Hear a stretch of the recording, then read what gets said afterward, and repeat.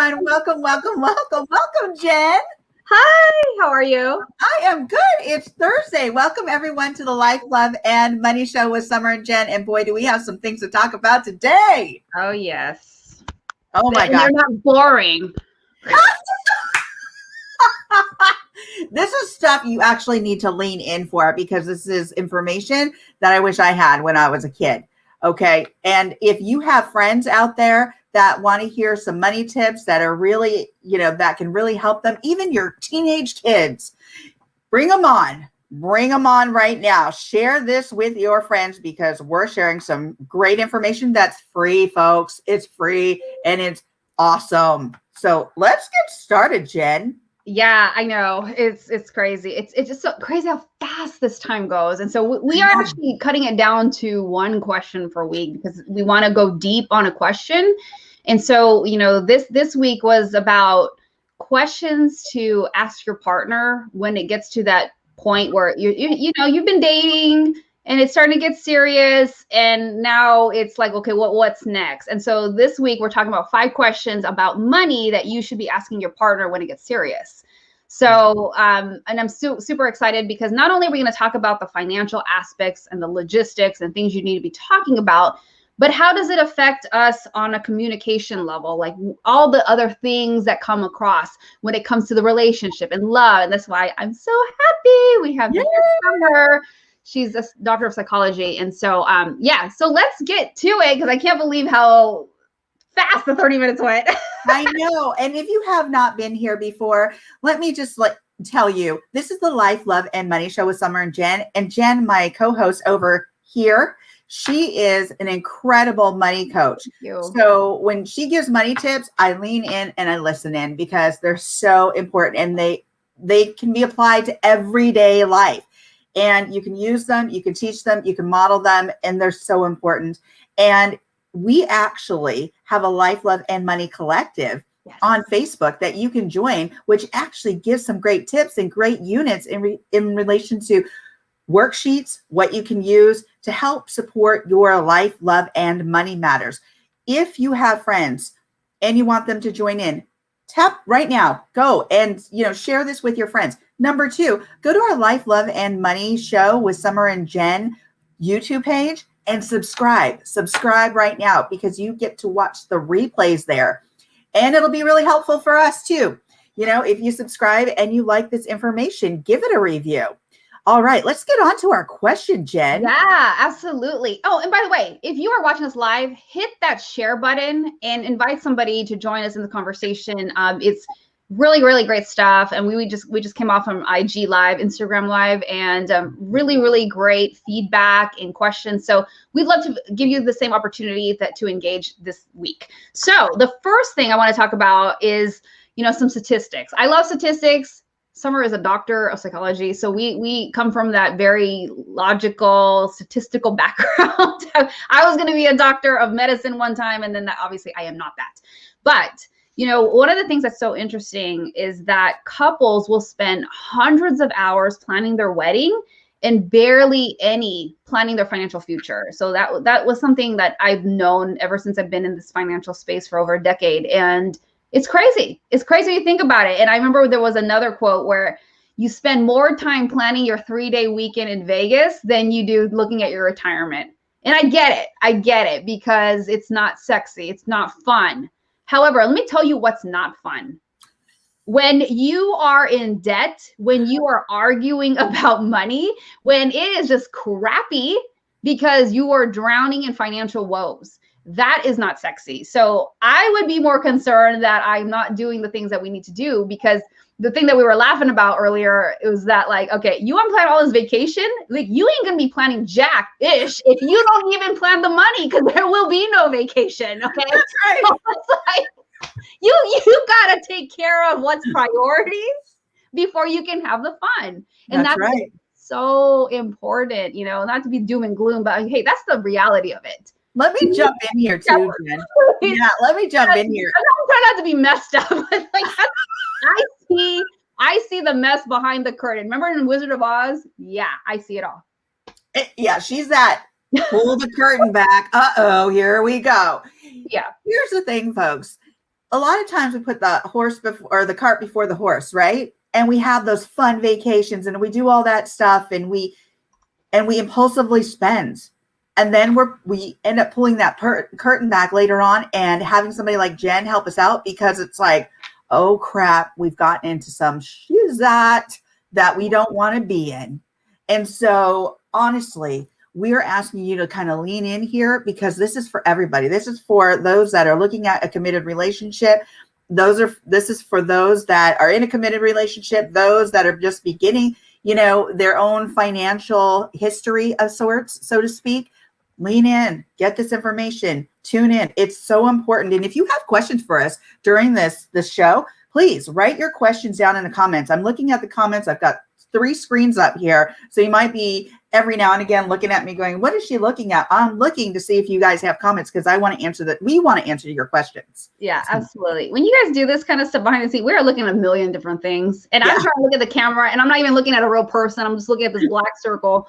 So Right. anyways, with that said, let's get going. So here's another statistic. Again, share this. If you're joining us live, thank you for being here. Share this live and join in on the conversation. So one in 3 couples say that finances causes the most stress. And then after that, it's the kids, it's the children, it's the intimacy, and then the in-laws. But money is the biggest stressor. And it's so crazy when you think about it. The irony is it's the one thing we don't talk about. People shove it under the rug, or you argue about it, and it doesn't have to be that way. Here's another stat. More than a third of millennials in relationships right now fight about money at least once a week. The scary thing is that, couples who disagree about money once a week or more were 30% more likely to end up in getting a divorce than those who disagree a couple times a month. So there is a direct correlation between the amount of times you argue about money and the likelihood of you ending up in a divorce. And, even in my own personal experience, there was a lot of financial stuff that was happening, that was like in 2009, and the ramifications that happened afterwards.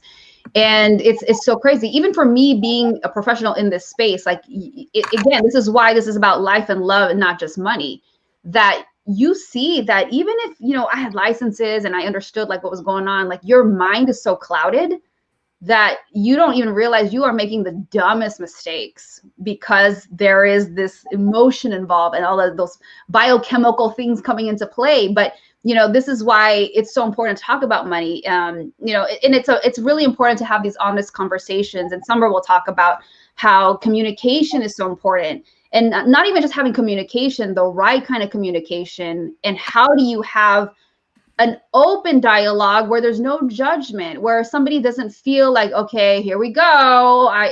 Because we've all experienced it. I know I have personally, depending on how the other person responds or has shown how they respond when you try to be open and honest. I know for me personally, it causes me to shut down, because I know I've been there. I know what happened when I tried to be open and honest, and then I felt I got shut down, or I felt like I got, put down or whatnot, and then I shut down, and then it makes me not want to say anything moving forward. And that's not what you want. You start having these walls come up. You start feeling like, I got to walk on these eggshells. I don't want to talk about this. And then this is what happens. You start talking to other people instead of your partner. You want to say anything about that, Summer?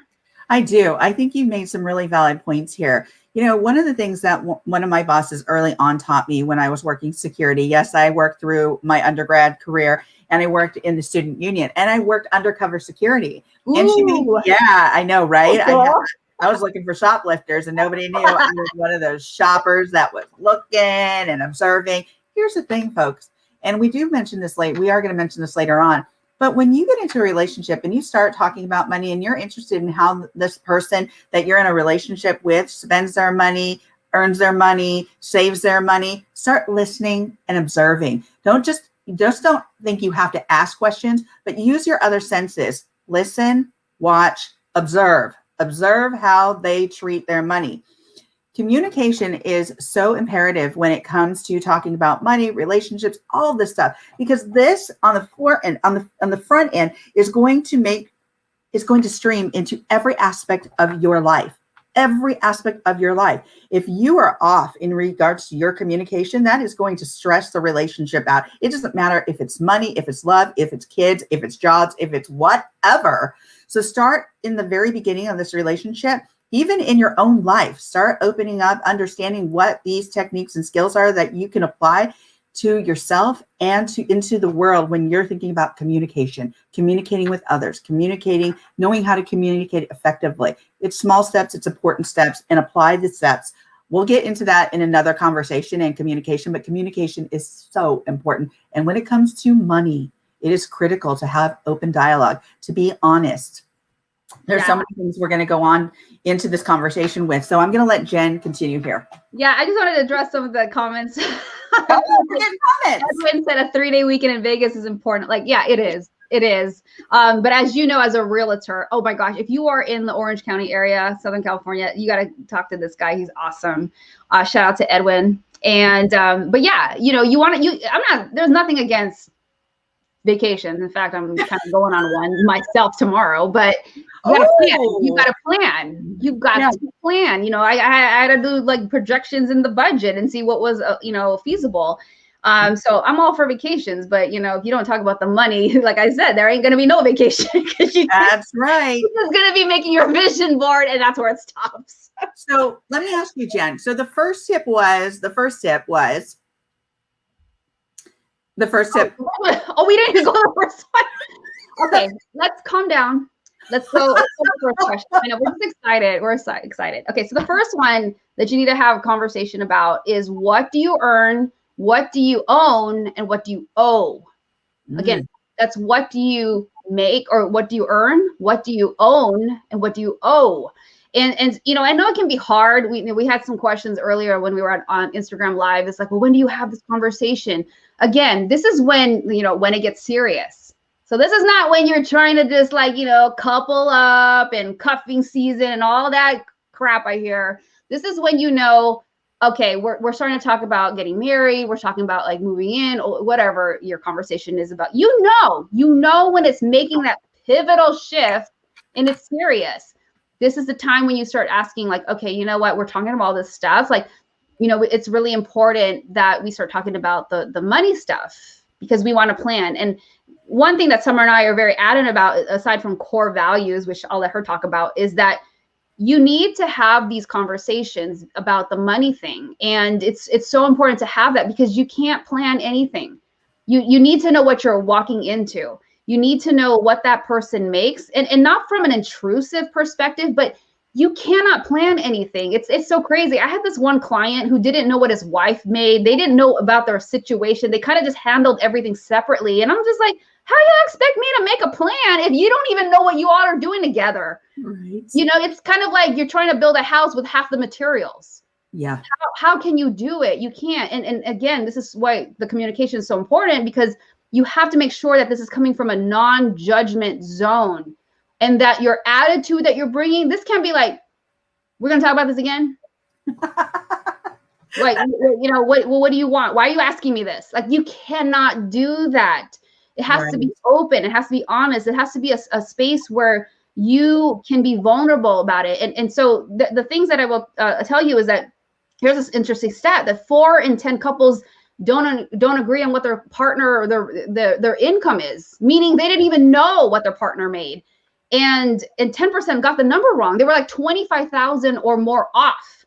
So that even tells me that some people don't even know what their spouse or partner makes. I'm like, how the heck do you plan anything? And when I see stats like this, it's scary from my perspective, because I'm like, how are you? Then I know there's no budget.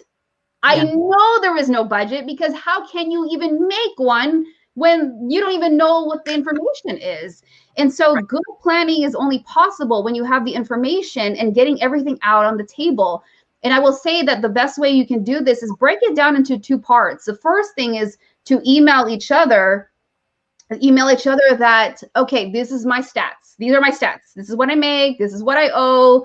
This is what, you know, I own, like your 401k plan, or that, you know, I have this life insurance policy or whatever.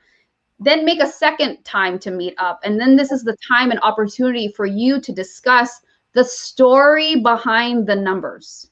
The story behind the numbers. This is an opportunity for you to come to the table and come to an agreement that, hey, let's talk about this, but we're going to be open and honest, and we're not going to come with attitude. We're going to be respectful that, because you want to foster an environment where you want the other person to be able to talk about what did they go through, what happened, what led up to whatever the mess is, if there is one, so that you understand what they go through. And here's the thing, when you do talk about this, I'm telling you, and I went through this recently, and I'm not going to go into that, but it was amazing because you feel this trust being built.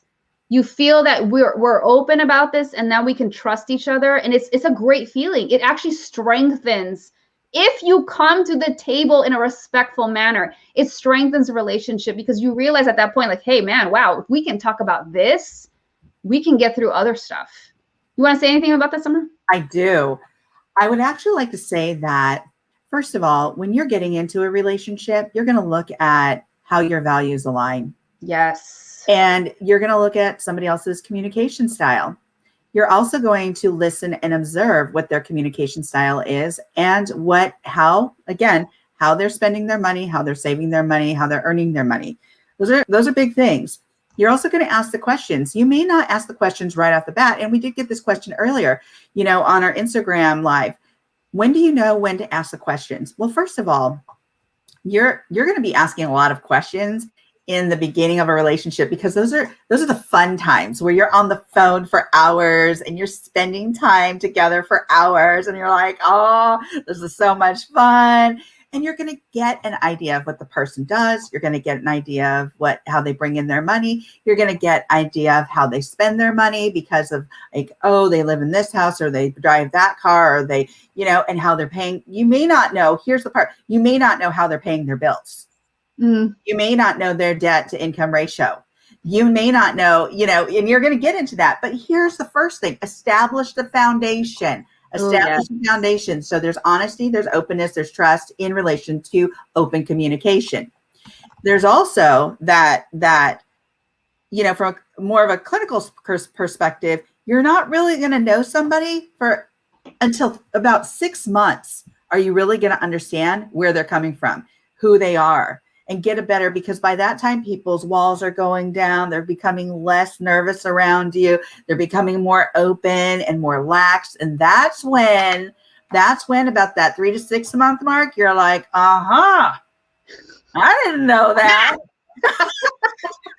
I knew it. I knew it. No, but I mean, really. So, first of all and I go back to this all the time, values. Okay. Listen, observe, open that communication. 3 to 6 month mark, you're going to be getting to know a little bit more about that person. They're going to open up to you. Start observing. That's when, at about that 6 month mark, when you feel more safe and you feel more secure and you feel like there's that trust, that's a great time to open up those lines of communication about where they are financially. That's a great time to start making those, not necessarily those decisions together, but making dates for like important conversations. Yeah. Hey, you know what that looks like, Jen. I mean, you're in a relatively new relationship, and you've already made dates for important conversations. Oh my gosh.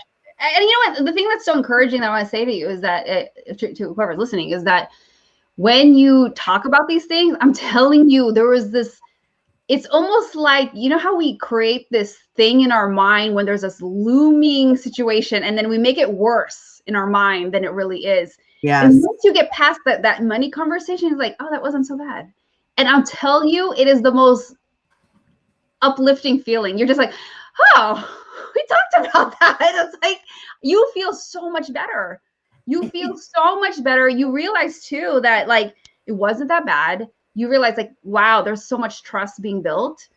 And then you realize like, we can talk about this. Okay, if we can talk about this, we can talk about almost anything.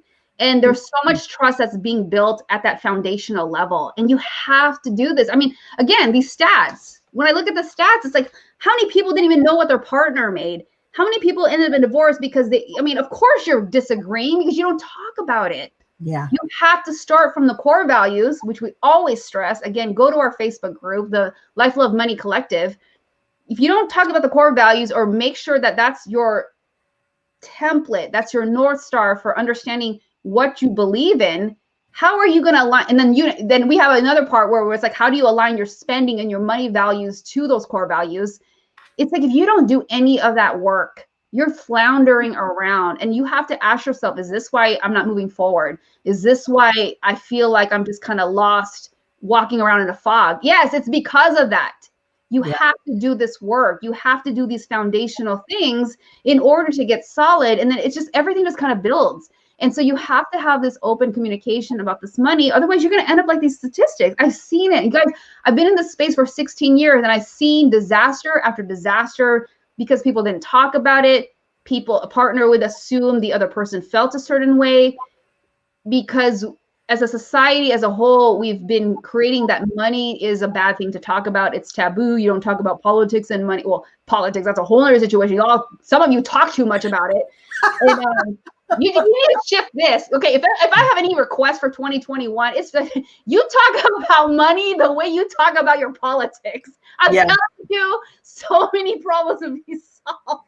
Yeah, seriously. And here's the other thing. When you start coming into this with open dialogue, and you can have these conversations, as Jen said, that is going to be your longevity. That is going to really play into that lasting relationship, those lasting ideas about finances, and here's the other thing. Jenna, you've been in this space for 16 years and you've seen a lot of disasters, but after working with people, you've seen a lot of really great things come out of this too. And what would you say is the number one thing that has helped people really come together? Communication. I would imagine. Yes. Buying a house, going on that vacation, doing that family trip. It's like these things, it just warms my heart, because these people have this breakthrough. Especially, and again, okay, this is going to be a bad example. I mean, a good example, but sorry that it's going to be in this context. It's kind of like mediation. If you're not getting anywhere between each other, this is where someone like me comes in, and then I'm like a mediator, but we're talking about your finances, and we're not talking about you getting divorced. We're avoiding that. And then because we have this open communication, and now we're openly planning things, I'm telling you, at the end of it, everybody's happy. They're like, this is always the consensus. Oh my gosh. I'm like, because I always ask, like, how do you feel? And I'm like, I feel great. I feel so much better that we talked about this. But it sometimes helps some couples that there is this third party involved, because it's like a mediator again. Like that's another thing that I have experienced, and I've gone through mediation myself. And it's like, when you have that third party person to filter the questions, and it's not you arguing and disagreeing with the partner, it's like, who's the sounding board in this whole thing? Okay, the person that is like not involved with this from an emotional standpoint, but me saying like, okay, I can look at it very objectively. And some of you may have to get to that. You might get to that point where you have to bring in somebody else. But the point is, they experience so much relief and joy. And that's what's so rewarding, is that I wish that more people would pay attention to what they can gain from it than focusing so much on like the agony of asking the questions. Oh, bravo. I think that is a great way of putting it. Yay, yay, yay. Here's the other thing, and this is what's really nice about the show, is you get the emotional component, you get the logical component here. As Jen was saying, we both come from these backgrounds, these science backgrounds, these research backgrounds. And Jen's been in the finance, arena for 16 years. I've been in the human services arena for I don't even want to tell you how long. That's going to date me. I wish it was 3.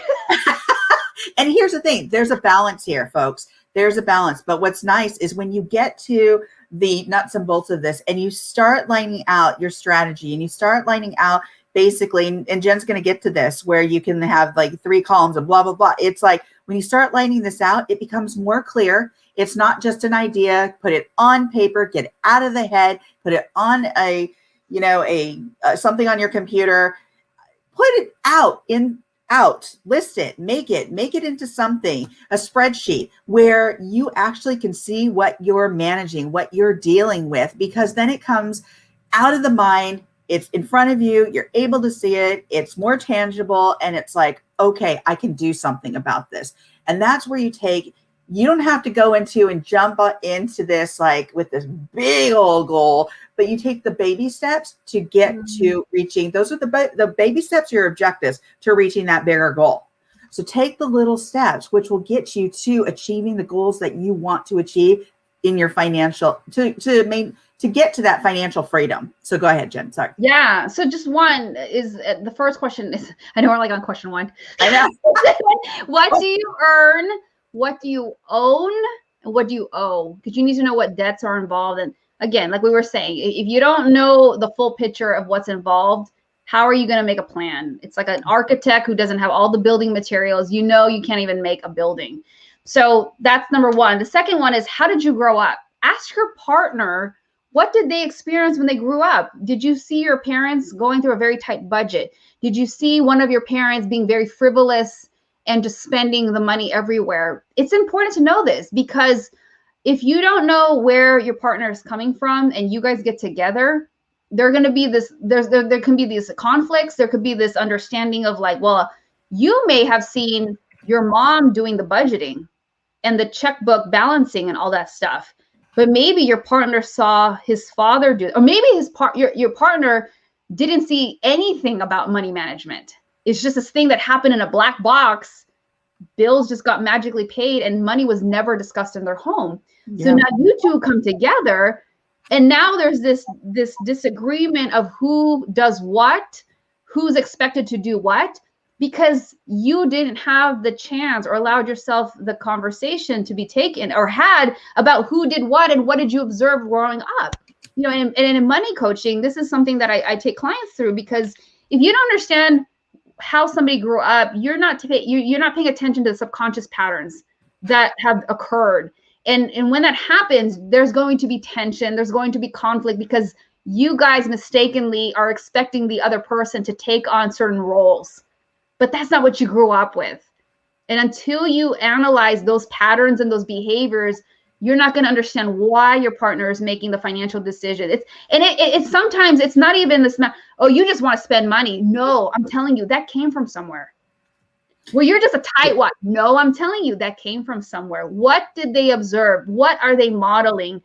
What did they grow up with? And I know Summer talks about modeling. It's just like, these things are so important, because if you don't have an understanding of where they're coming from, you're going to just keep hitting a brick wall. Absolutely. And that is such an important point, Jen, because what is modeled for us is what I call conditioning and what you call money DNA. Yeah. And I love that term, that money DNA, because that gets into your psyche, that gets into your ego, that gets into your brain, and it creates maps. It creates maps of, this is how it was done. This is what I was showed. This is what I was told. This is what I saw about money. And when you have that map and you don't know what to do with it, and that's all you've learned, you don't necessarily know the right steps or the steps to take to get yourself, maybe if you're in a situation, get yourself out of that situation. Maybe if you don't want it to be in that situation, how to align the steps accordingly to make sure you have a healthy money history, healthy money DNA, where you're going to model different behavior and talk about money in a different way, because you're going to have a different mindset about money. Have you ever heard of, like, when you repeat something and repeat something and repeat something, you start believing what you repeat? If you hear something and hear something and see something, you're going to believe that's the right way to treat money, the right way to treat people, the right way to talk to people. But that's not always the case, right? So we might get ourselves into these sticky situations because that's what we've been taught. That's what we've been conditioned to know or learn or embrace. And yet, when it comes to money and relationships, it can get into a very sticky situation. So that's why I'm saying, take a look before you ever maybe get into a relationship. Take a look at your own ideas about money, what your money DNA is. If you have questions, ask us. We want to hear your questions. We want you to be in a better place than maybe what we were when we were growing up, or when, or our consumers, or the people that like reach out to us and say, hey, we need your coaching because we're in desperate need of what you offer right now. We don't want you to get into that desperate situation. We want you to be ready to take on the world in a way that you're strategic, you have a better understanding and a better mindset about your money, your relationships, your love. All right. Perfect. Thank you for adding that. Yes. So Earl was talking about subconscious patterns. Yes, they are Yes. subconscious patterns because we grew up with them and we're not even consciously aware of like, oh my gosh, like it's I see this revelation when I work with people. There's like, oh, that's where that came from. Oh, like even my own situation, like I've seen my mom be extremely frugal. I have the opposite problem. I have to like want to spend money.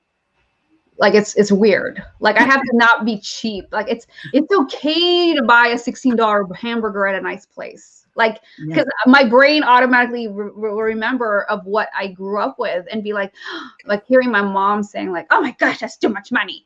You know, and it's like and now like I go to these nice restaurants and whatnot, and it's like it's okay. Of course, given the caveat that it's in the budget, but you know, Yeah. that's the other thing that is in the budget, but allowing, and that's a whole another topic, but not having this negative relationship with your money where you feel like just because something is, and there is a difference between price and value. There is a difference between price and value. So sometimes, you know, you might have grown up with like, oh, that's too expensive. So now anything that's like high quality of value, you may mistakenly look at it like that's too expensive, and you don't allow yourself to enjoy that because you grew up with a subconscious pattern that's too expensive. You shouldn't be spending that kind of money. So again, the point is, for question number 2 is to understand what are those subconscious patterns, and how do you pay attention to that so that you can use that to have you know, conversation with your partner, and how can you continue to make sound and wise financial decisions together moving forward. Okay. I love that. And can I just say one thing? Please. Because since it was mentioned regarding subconscious patterns, if you're not aware of the subconscious patterns, you're not also going to be aware of the triggers. And triggers, right? So like your impulsive spending, when you're in the grocery store and you're standing online and you've got those 2 aisles right next to you, and you're like, got the gum and you've got the little gifts hanging, and you're like, oh yeah, I got that. Oh my God. Or you go into a casino because you like to go to Vegas, and all of a sudden you hear those like machines going and they're clinging and clanking and the bells are going off, and you're like, whoop, I'm going to gambling, you know? So it's like these little triggers that you may not even be aware of, that setting off your impulsivity, or that setting off, you know, your mindset about something, or, you know, that you're not feeling great about something because you do go in somewhere. Like, for instance, let me give you a small example here. You know, I grew up with somebody who gambled a lot. I got into some problems gambling, not me, the person that I grew up with. And quite frankly, when I go into a casino, I know that I like to be there. I know that I like to gamble. I know. And like Jen's like, I don't want to waste my money that way. Yeah, I don't even want to play penny slots. Oh my God. See, the difference with you though is that you know when to hold them and know when to fold them and know when to get the F out.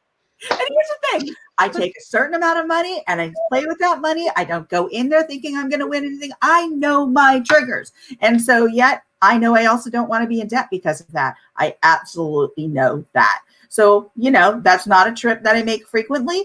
And when I do, I have certain boundaries for myself. So understanding your triggers, understanding your subconscious thoughts, really going through what your money DNA is and what your conditioning has been and what has been modeled for you. So key. All right, Jen. Yes. Oh, I love that. Okay. Number 3. And we're going to go over because we're on Facebook. I know. It's a little different when we're on IG.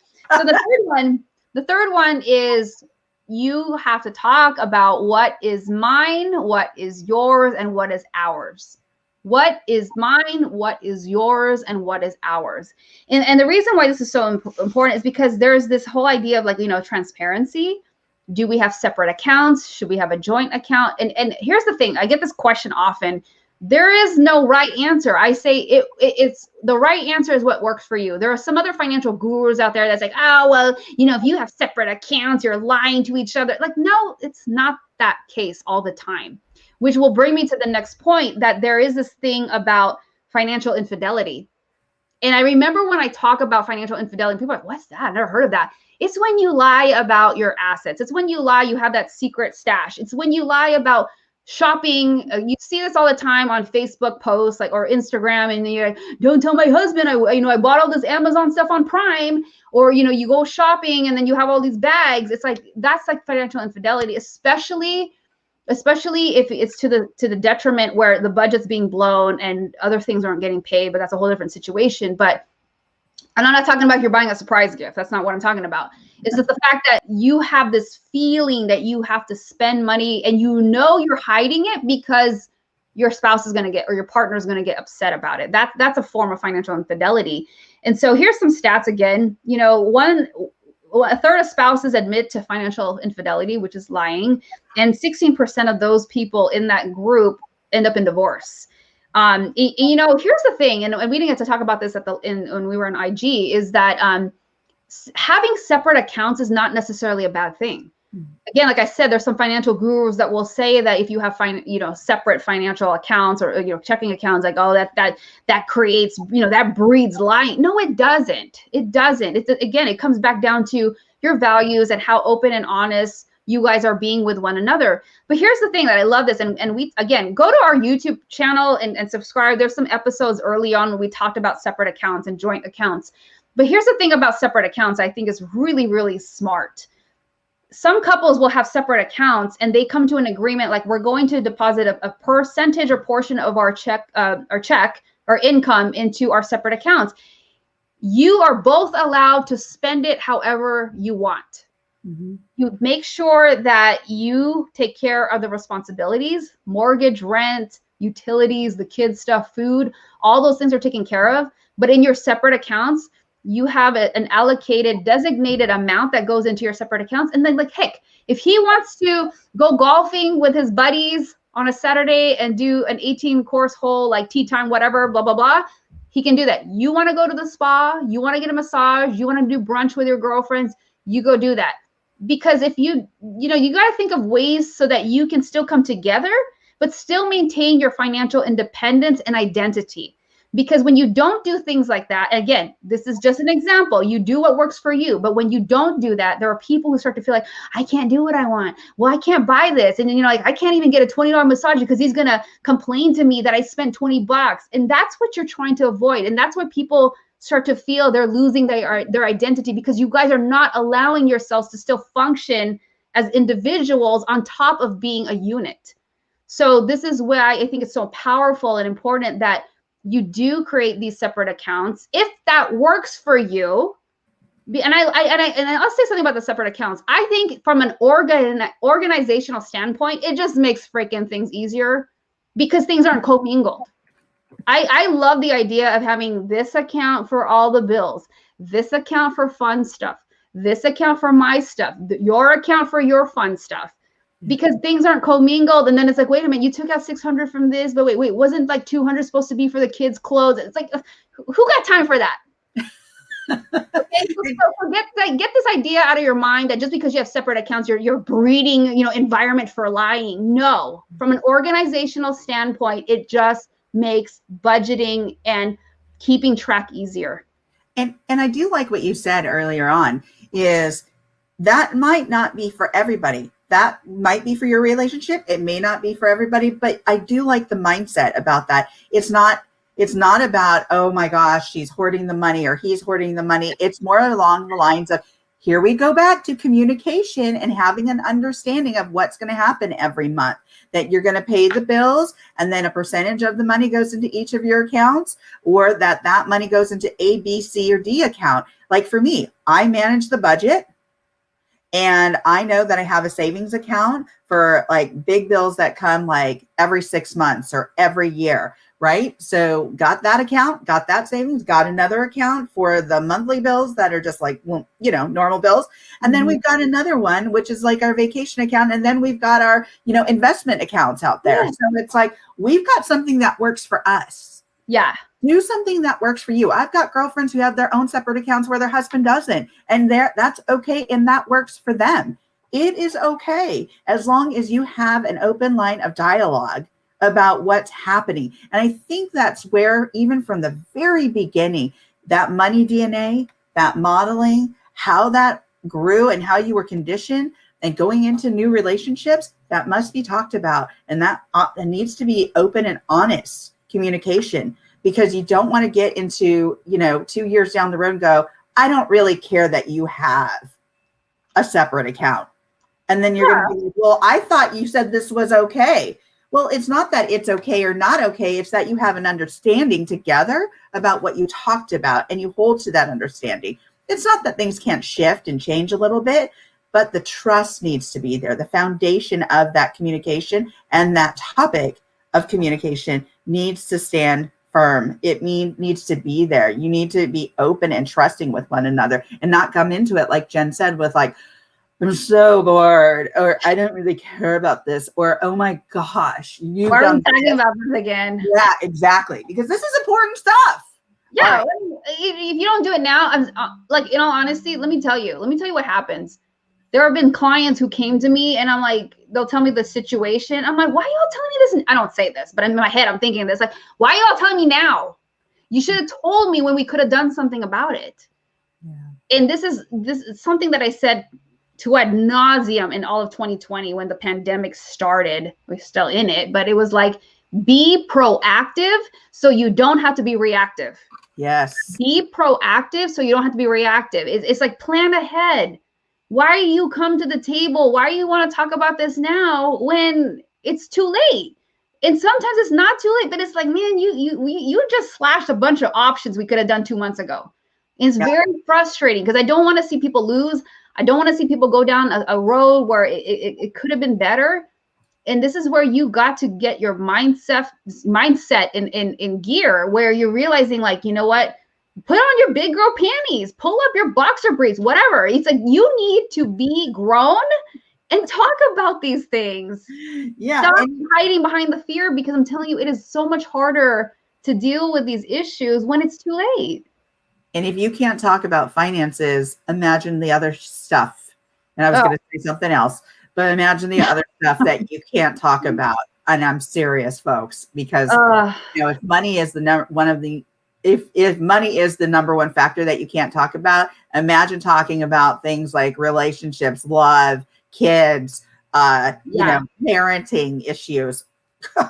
You know. Yeah, which leads me to number 4 is how much do you want to spend on kids? And I think this is something that's not talked about often. I think we get, again, it's like, let's talk about the fun and sexy, but let's not talk about logistic, which is so crazy, right? It's almost like you build a house. It's like, well, I want to get these tiles and I want, you know, marble countertops. It's like, wait, we didn't talk about how we can afford this. It's like everything is always backwards. And my brain always wants to go back to, how are we going to do this? Let's stop and pause and, you know, let's talk about how this is even going to happen. And so when it comes to kids, you know, I think a lot of people want to have the baby, and that's fine. That's like usually the next progression, if, you know, if you're doing it in a certain order. But I obviously did not do it in order. But you know, okay. And that's fine. But I'm saying, like, these are the things you need to talk about when it comes to this question about, have you talked about kids? Because have you thought about, like, you know, here's a stat. About 15% of couples deal with infertility. In fact, I have a very good friend that had to go through in vitro. So that kind of stuff is anywhere between 12 to 15,000. If you're going to go through those types of things, and I've seen it even as much as 30,000. Oh, okay, yeah. That's like a school loan. That's like a car loan. I mean, depending what school you go to, but yeah. You know, you have to think about these financial implications of these things. And a lot of people are like, oh, let's have a baby. It's like, okay, wait a minute. And children are a blessing. Don't get me wrong. I got a son, but it's like, you have to also think about the impact, because there's a lot of money involved. Then it goes into other things as this child gets older. And I don't have the statistic. There was a stat I put in the book. It was some crazy 6-figure. I want to say it was like $500,000 or something. I could be, I'm totally wrong, but it was like the amount of money it took from 0 to 18. I'm telling you all, especially even in California standards, I mean, you could have bought a house. Well, in property here, you can't buy anything decent under $500,000. And not only that, you have to think about, are you sending their kids to private? Are you sending them to public? Are they going to go to a 4-year university? Even if you send them to a public university, it's at $100,000 on average. And it's estimated to double in another 18 years. And I remember this statistic. I don't know if it's still accurate, but you know, with inflation, it's about 3%, you know, on average. But with education, higher learning, that thing increases by 6%.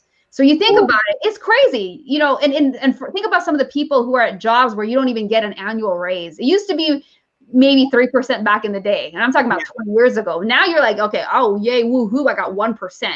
Now it just seems like there is no increase. So you look at the numbers, if there's no increase, but education is scaling at a 6%, that is not keeping up. And so if you don't talk about these things, you know, it's like, oh my gosh, there's so many things, and I'm not trying to paint a doom and gloom. Everything we say is about coming to the table with knowledge and facts so that you can properly plan, and not trying to be like, I'm telling you, there's some clients that come to me like, hey, you know, what do I do for college? Should I start saving? And the kid's like 17. I'm like, seriously, like I don't even know of a fund that can work a miracle. Like, trust me, if there was one, I would be investing in it myself. Oh my gosh. It doesn't exist. And so, you know, it's things like that I've seen over the years. I'm like, seriously, your kid is 17 and you want to start saving for college now? It doesn't work that way. You know, so can I jump in here too, Jen? Please. Okay, so I just want to jump in here because kids are a blessing. Trust me, I don't have any of my own, but let me tell you, I wanted to have some kids, and prior to, you know, going through some of my own issues of having a hysterectomy and such, and hey, it's out there, it's part of life, right? So prior to that, we did go into the in vitro and trying to have kids, and then that wasn't going to work. So we looked at adoption, and we were stationed in Japan at the time, and we could only at that point, because Japanese, they did not want to adopt to Americans. So what happened was we had to look at China, and to look at China, it was going to cost us anywhere from $25,000 to $50,000 to adopt a child. So it's like, and we couldn't adopt a child in the States because we weren't in the States at the time. So it was like, there was so much money. So when you even can't have a child and you're looking at the potential of having a child or being able to adopt a child, that could get very expensive, number one. Number two, when you're having more than one child or even one child and you can't afford that child, you're going to figure out how to afford that child. However, the expense goes somewhere. So if the expense doesn't lie on you, it's going to lie in community. So, you know, it really does. And that's the thing. We need to think about how we're not just impacting ourselves, but how we're impacting community, because somebody's got to take that bill on. Yeah. And that's a whole nother situation. It is. There's going to be people like complaining about like, well, why am I paying for this? And why are taxes going up? Again, everything happens on a microscopic level, and then there's a ripple effect. Yes. So if you don't want to complain about that, then have these conversations. Have the conversations. And that's all we're saying here is have the conversations, because they're so important, because it's like you throw a pebble into the water and you get those concentric circles that go around and around and around. Mm-hmm. And circles are basically what impacts the family, the community, and bigger things at large.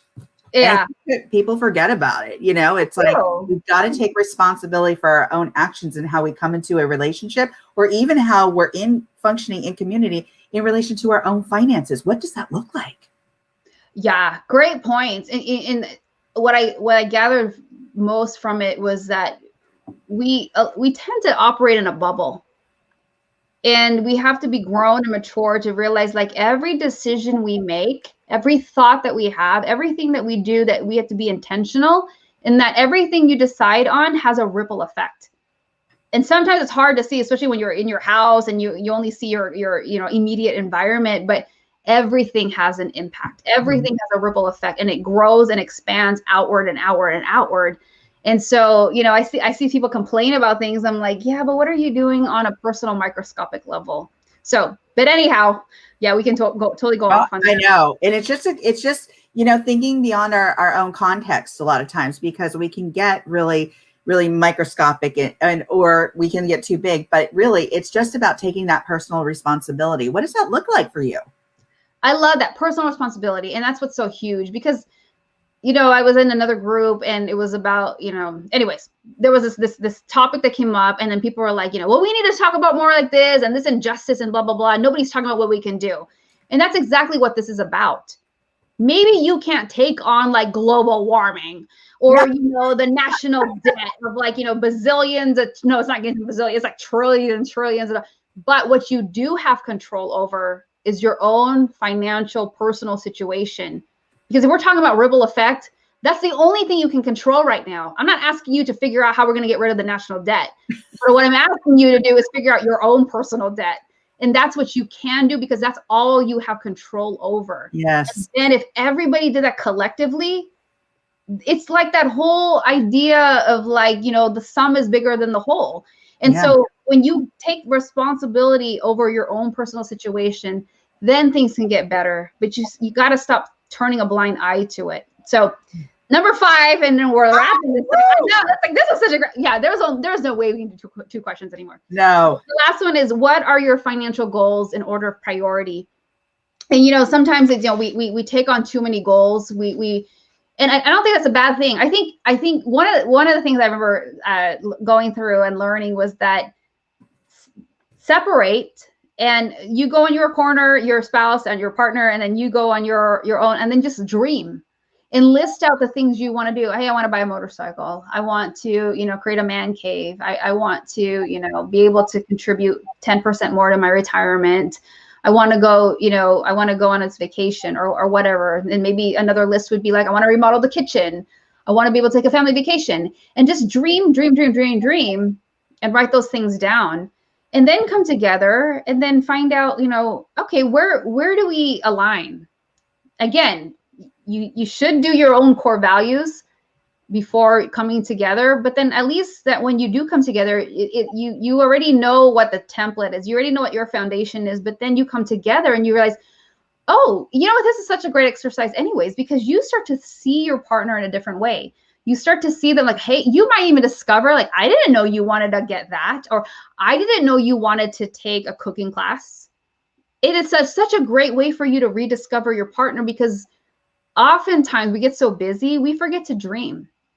And we forget to do these things that bring us joy. We get so busy with our kids. We get so busy with our jobs and our careers and, all this other stuff that everybody's trying to do. And then you forget, like, you start to move away from what brings you joy. You start to move away from all these other things that have been important to you, but you just haven't found or made the time to enjoy it. And again, a lot of these things take money. Some don't, but some do.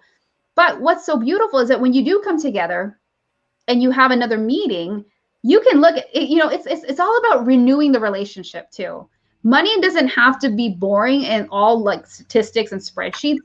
This is also, if you can look at this as a way to bring you closer, to be vulnerable with one another, and to dream again, like imagine some of those goals you may be able to do together. Maybe it's like taking a class together. Maybe it's, working on a home project, or maybe it's this like staycation that you haven't taken yet. It's been so long. Oftentimes that's the case a lot from couples that I've seen over the years, is like they always want to go on this vacation, but they haven't taken it. Mm-hmm. And then, write them down and then reverse engineer it. Those are some of those priorities, like identify 3 for the year. Don't get crazy and try to do 10. Identify the top 3 that you want to achieve for the year, and then reverse engineer. Okay, well, what do we need in order to achieve this? How much do we need to put away and set aside to save up for that trip, for that new car, for whatever the heck it is? But when you have that in stone, in place, and written down, then you both know that you're working towards it. Yeah. I'm telling you, there's this thing, I see this all the time, like people get really excited because they see they're working towards this goal. It helps them focus on that, and it takes them away from wanting to spend on other things that will not help them get towards that goal. Right. And they start to think about opportunity costs, opportunity loss. And then they realize, like, wait a minute, if I buy this, I'm not going to move. I'm going to be further away from that goal that we talked about. And so this is how it's all interrelated, because when you can do that, it controls your discipline and behavior. And then you want to keep moving towards that goal. But if you don't have anything identified and you have nothing to move towards, then this is why, partially why some people continue to spend, because you haven't allocated anything for that dollar to go to. So, I mean, so many times, how often do you hear friends go like, I don't know where the money went? Like, the bills are coming up and I already spent the whole paycheck. It's just like, what the heck is going on here? So again, number 5 is, what are your financial goals? And then put them in order of priority. I love that. I love that financial template of sorts. And I also love the whole concept of your financial dream sheet. Mm-hmm. I think that's all really fun. My husband and I we got married and we were young when we got married. It took us 7 years before we ever took, I think it was about 7 years, 6 or 7 years before we ever took our honeymoon. Yeah, it was a long time. And Where'd you go? Hawaii. What island? Hawaii. Oh, I love that island. Okay, side note, everyone. If you've never been to Hawaii and you didn't know there's different islands, They're different islands. Do not, I'm repeating it, do not go to Kauai if it's not somebody you want to be romantic with. That's right. That's right. Go to Oahu if you're with friends. Totally right. Or Maui, but do not go to Kauai with somebody you don't want to be romantic with. I know, because it's a smaller island. It's the most romantic island. It really so is. romantic. It's just slow. There's no commercialization there. No, and here's the funny thing. I have a lot of family members there who live there. And so it was get our own hotel, have our own space, but we had to plan. And that was something like when you talked about that dream sheet, like that was something that we dreamed about. And it took us a little while, and we were young and we were just starting our careers. And we thought, this is something we really want to do. Let's have that honeymoon. And we did. And we stayed at, it was the Hilton or the Hyatt right on the beach. It was beautiful. It was gorgeous. And get this, it was right at the time of 9/11. Oh my gosh. So we ended up getting stuck there. And people are like, oh, you got stuck in Hawaii. I'm like, yeah, you don't understand. We were stuck in Hawaii and it wasn't a good situation, but it was like, but we did. We got to be there. We got to have that honeymoon, but we had that dream sheet and we made it happen. We fit it into the budget. We saved the money. And that's what I love about that whole idea of having a financial dream sheet is that you both are like, oh, you want to do that too? Oh, you still want to go on a honeymoon? All right, let's make it happen. And we made it happen. And I think that a lot of times that makes the financial budget fun because there's something in there that you can plan for and that you both are able to nurture and feel excited about. So I love that story. I'm thinking, oh my gosh. Yes. That's why I think even from a non-financial perspective, that when you can dream again together, it's like this, how they always say, like, you get, sometimes people get into a rut, right? And doing that dreaming thing together allows you to see your partner in a different way. It's like this renewed, like, I'm getting to know them again. Oh my gosh. And that surprise of like, I didn't know you wanted to do that. Exactly. And you discover something new and it keeps it adventurous. It's not this thing of like, oh, this is getting really mundane and boring. So I just love it. I'm just thinking about like Kauai now. I'm like, yeah, I want to be there. I know it is a beautiful island, and I do need to go back and see my cousins. And my cousin had a little girl, and the last time I saw her little girl was when she was like an infant, and she's now, I believe, 10. Oh my gosh! Yeah, I know. Stop by LA first. I will, of course I will. Yes. All right, so let's wrap this up. Oh my gosh, we went into an hour almost. And yeah, we can have our own radio show. We're going for our radio show. So folks, if you have yet to subscribe to the YouTube page, the Life, Love, and Money with Summer and Jen YouTube page, go over there and subscribe. You're going to help your goals as well as our goals. And that's important. It's like we're a community here and we want to hear from you. We want to answer your questions. So Jen, we covered all 5. What's our nugget? Ooh, hold on.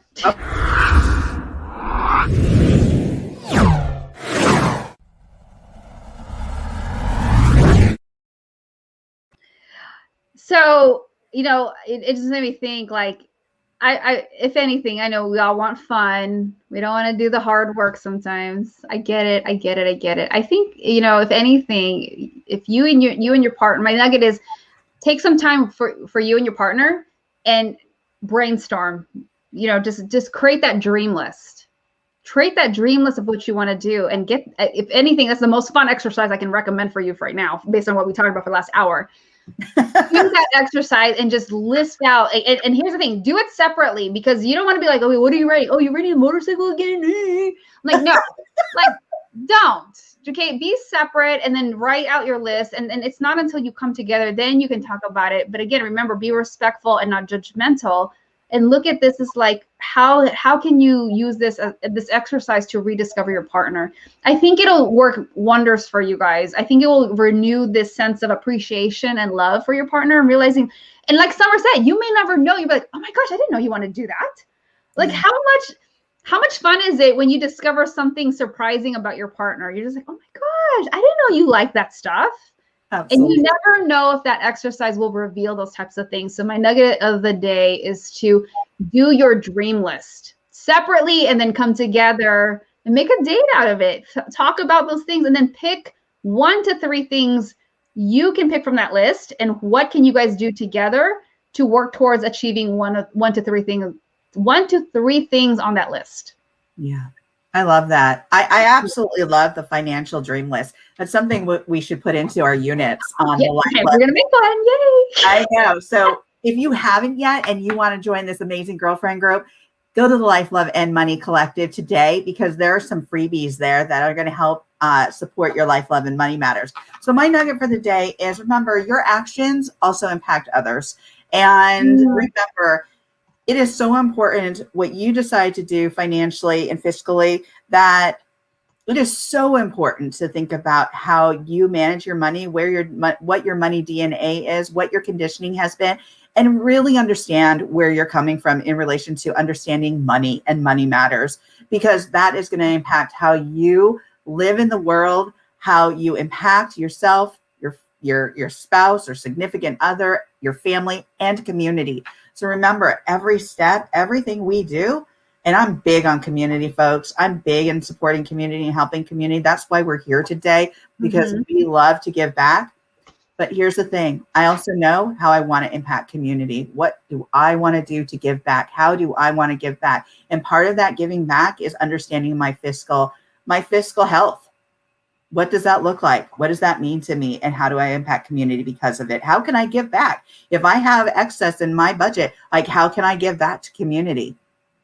Am I paying my taxes every year? Am I paying them on time? Am I like being responsible? That's giving back. So remember that whole idea of those concentric circles, those circles, and you throw that pebble in the water, and the circle after circle, it's you. That pebble is you, but each circle is an impact on something else. So absolutely. I love it. All right, everybody. Yeah. So we're wrapping up. So thank you for catching the replay, being here with us live. We talked about today the 5 top money questions that you need to ask your partner when you're getting serious. You heard some nuggets of the day. And so, yeah, we're just so thankful for you being here. Again, if you haven't already, go to YouTube and like and subscribe our videos, our channel, and it's the Life, Love, and Money Show, Summer and Jen over there on YouTube. And definitely join us next week again here on this platform, Facebook, Twitter, YouTube at 2:45 p.m. Eastern. So with that said, Summer, do you have anything else? Closing thoughts? No, I just wanted to thank everybody for joining us here on the Life, Love, and Money with Summer and Jen show. We'll be back here every Thursday, and make sure you know where we are now. You know how to DM us your questions. We want to answer your questions. So make sure you DM us your questions, and we're here for you with your Life, Love, and Money Matters. Okay, take it away, Jen. Thank you so much, everybody. Bye, everyone. Thank you for watching the Life, Love, and Money Show with Summer and Jen. Dr. Summer Watson is the owner of the production and coaching company Core Women, LLC, is a doctor of psychology, has a depth of experience working in both for-profit and nonprofit in human services and mental health, is a professional coach, seminar host, documentary film producer, and an author. Jen Fontanilla is a former financial advisor and now a certified money coach, speaker, and has published 6 books. She has worked with organizations such as the Walt Disney Company, Warner Brothers, Target, Goodwill, and the U.S. Air Force. She loves working with women and helps them master their money and mindset to empower them to build the ultimate life without worrying about money. Join Summer and Jen every week as they go live on the Life, Love, and Money Show on Instagram, Facebook, Twitter, YouTube, and LinkedIn.